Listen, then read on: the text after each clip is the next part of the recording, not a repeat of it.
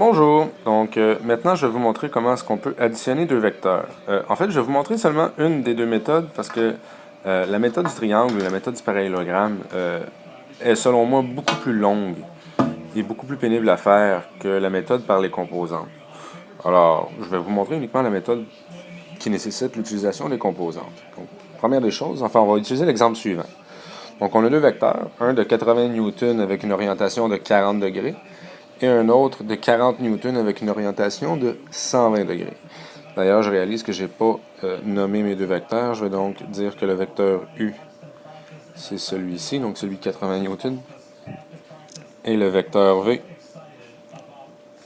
c'est celui avec une norme de 40 newtons. Donc, si on veut faire la somme du vecteur U plus le vecteur V, dans le fond, ce que je vais faire, c'est que je vais additionner les composantes. Je vais donc devoir aller calculer les composantes de chacun des vecteurs.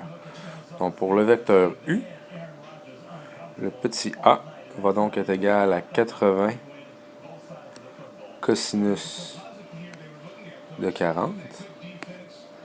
Et le petit b va être égal à 80 sinus de 40. Ce qui me donne donc environ, dans le cas du petit a, 61,28.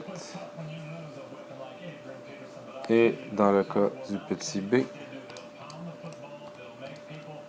51,42. Maintenant, pour le vecteur V, le petit a va donc être égal à 40 cosinus de 120 degrés. Et le petit b va être égal à 40 sinus de 120 degrés. Ça nous donne donc environ, pour le petit a,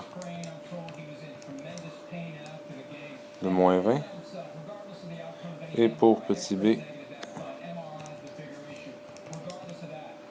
34,64. Donc, si j'additionne mes deux vecteurs, ça va me donner le vecteur 61,28, 51,42, que j'additionne. Oh, je vais l'écrire sur deux lignes parce que je manque d'espace, désolé. Au vecteur moins 20, 34,64. Ça me donne donc 61,28 moins 20 en x et en y, ça me donne 51,42 plus 34,64. L'avantage d'utiliser les composantes, c'est que lorsqu'on additionne les deux vecteurs, on a uniquement besoin d'additionner les composantes ensemble. Donc j'additionne les x ensemble, les petits a si vous préférez, et j'additionne les composantes en y, donc les 2b. Ça me donne donc finalement une somme dont les composantes sont 41,28 et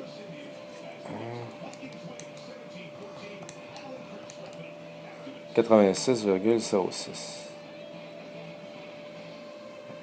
Généralement, on peut laisser une réponse de la sorte, sauf qu'ici, on nous demande la norme et l'orientation. Donc, une fois qu'on a calculé la somme avec les différentes composantes, il ne nous reste plus qu'à appliquer les deux formules. Donc, la norme du vecteur,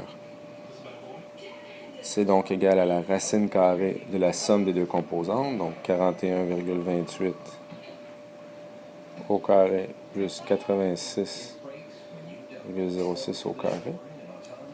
Ce qui me donne environ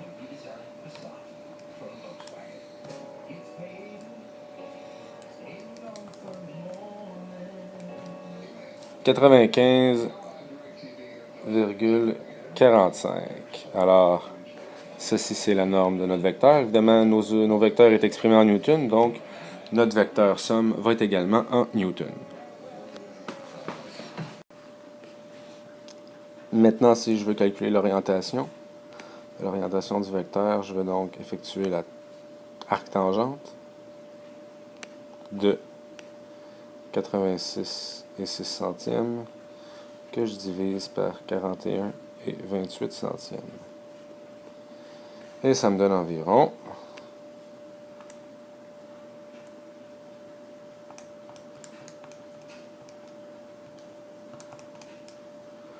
64 degrés. Bon, 64 et 37 centièmes, mais j'ai arrondi au degré près. Alors voilà comment est-ce qu'on peut additionner deux vecteurs. Donc je répète, on commence par retrouver les composantes des vecteurs qu'on veut additionner. On additionne les composantes en x ensemble, les composantes en y ensemble. Et par la suite, si on veut retrouver la norme et l'orientation, j'ai juste besoin d'appliquer les formules qu'on a vues pour la conversion. Donc lorsqu'on a les composantes pour les convertir en norme et orientation. Alors voilà.